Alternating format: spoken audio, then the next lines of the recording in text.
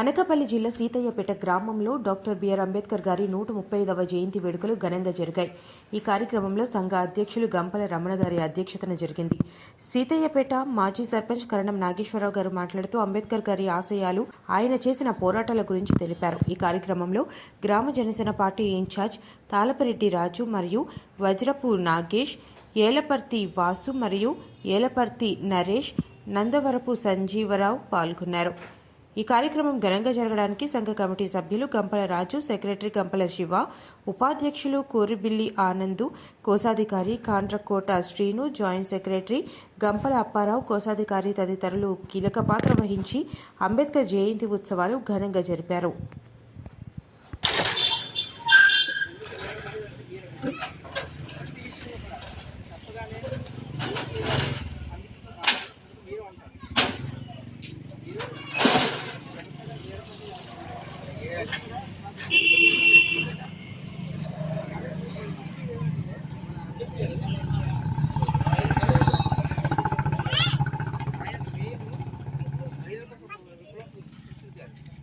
ఏంటంటే పూర్వకాలంలోని అందరికీ ఓటర్లు ఉండేవి. ఎవరికంటే బాగా డబ్బులు ఓటర్లు ఉండేవి. అందులోని మగాళ్ళకి కోటీశ్వరులైనట్టు ఒక ఆడాలకే ఓటర్లు ఉండేవి. ఇది కరెక్ట్ కాదు అని చెప్పి ప్రతి మహిళకి మగాడితో సమాన హక్కు కావాలని చెప్పి ఆయన పోరాడి ఓటర్లు అందరికీ, ఆడకి కాదు మగకి కాదు, అందరికీ ఓటర్లు కావాలని చెప్పేసి పోరాడి నేడు ఆడవాళ్ళకి కూడా ఆయన ఇప్పుడు మన చిన్నప్పుడు సామెత ఉంది, వెళ్ళాలి అనేసి అనేవారు. ఇప్పుడు ఒక ఆడది కుటుంబాన్ని ఎలాగైతే నెగ్గించుకొస్తుందో అలాగే ఆడడానికి రాజ్యాధికారం కానీ ఏదైనా ఇస్తే రాజ్యాన్ని కాదు దేశాన్ని కాదు ఎంతగా ఉన్నత స్థితికి తీసుకెళ్తుందని చెప్పేసి ఆయన ముందుగా ఆలోచించి ఆడవాళ్ళకు కూడా ఓటు కావాలని చెప్పేసి 1956లోని జనవరి 26వ తారీఖున మన రాజ్యాంగం ఏర్పడినప్పుడు ఆడవాళ్ళకు కూడా ఓటు హక్కు ఉండాలని చెప్పేసి ఆయన పోరాడి రాజ్యాంగంలో ఆయన దాన్ని ప్రత్యేకించి ఆడవాళ్ళకి ఓటు హక్కు ఉండాలని చెప్పి ఆయన తీసుకొచ్చారు. మీ అందరికీ తెలియకపోవచ్చు, అంటే అప్పట్లోనే కులాంతర వ్యవహారాలు, ఈయన ఒక దళితుడు. అంబేద్కర్కి 2 పెళ్ళిళ్ళు అయ్యాయి. ఫస్ట్ అతను సేమ్ కుల అమ్మాయిని చేసుకున్నాడు. రెండోసారి కూడా ఏం చేశాడంటే ఒక బ్రాహ్మణ అమ్మాయిని చేసుకున్నాడు. అప్పట్లో బ్రాహ్మణ అమ్మాయి చేసుకున్నాడు. ఎందుకంటే ఆయన చేసుకున్న కారణం ఒకటే, అప్పటికి ఆయన కులాంతర వ్యవహారాన్ని ఎదిరించి ఇప్పటి నుంచి మొదలవ్వాలి. ఒక కులం అనేది ఉండకూడదు.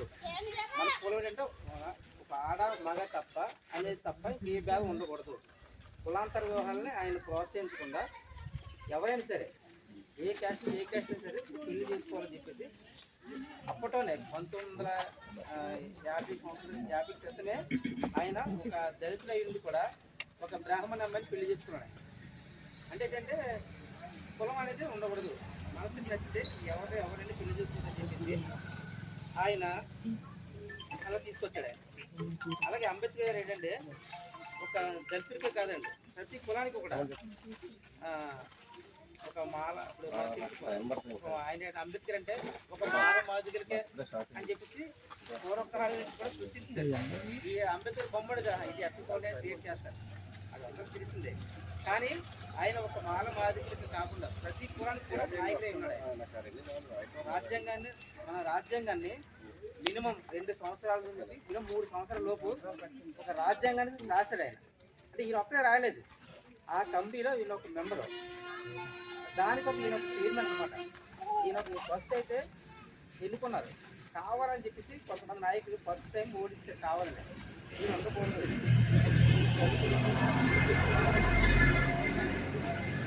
కానీ రెండోసారి కూడా ఆయన పోరాడి ఆయన చైర్మన్గా ఎన్నికయ్యి ఆ రాజ్యాంగాన్ని ఆయన సొంతంగా దానికి ఒక చైర్మన్గా అయ్యి ఉండి దానికి కొన్ని రూపకాలు, అందులో కొన్ని తక్కువ ఎక్కువలు ఉంటే అవన్నీ తగ్గించి ఏది కరెక్ట్ ఏది రైట్ అని చెప్పేసి ఆయన రాసి దాని రాజ్యాంగాన్ని రాశారు ఆయన.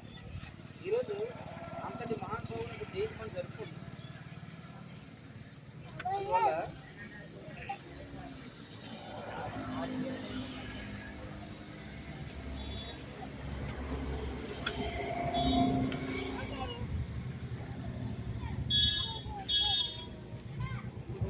ఆడవాళ్ళంటే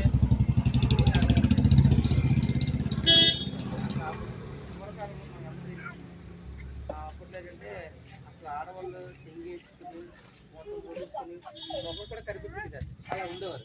వీళ్ళు ఏంటంటే వంటింటికి పరిమితం అయిపోతున్నారు, దేనికి ముందుకు రావట్లేదని చెప్పేసి ఆయన ఏం చేశారంటే మహిళలకు కూడా ఓటుకు కావాలి, వీళ్ళకు కూడా మగాళ్ళతో సమానత్వం కావాలని చెప్పేసి వీళ్ళకి కూడా ఒక ఉద్యోగం చదువు కావాలి. మెయిన్ ఆడవాళ్ళు బాగా చదువుకుంటే ఉద్యోగం చేస్తారు. అలాంటప్పుడు మగాళ్ళతో కూడా సమాజానికి ఆడవాళ్ళకి పోరాడి సేవ కోసం కొన్ని చట్టాలు కూడా తీసుకొచ్చారు ఆయన. మన అందరికి కూడా న్యాయశాఖ మంత్రి కూడా ఆయన తీసుకొచ్చారు.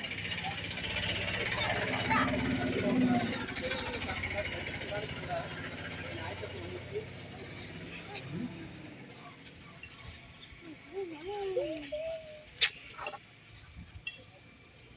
మన మహిళల కోసం ఏంటంటే ఆయన ఏం చెప్పంటే స్త్రీ అనేది ఎదిగితేనే సమాజం అది చాలా ఆడవాళ్ళకి చాలా స్త్రీ ఎదిగితే సమాజం ఎదుగుతుంది. అలాగే కుటుంబంలోని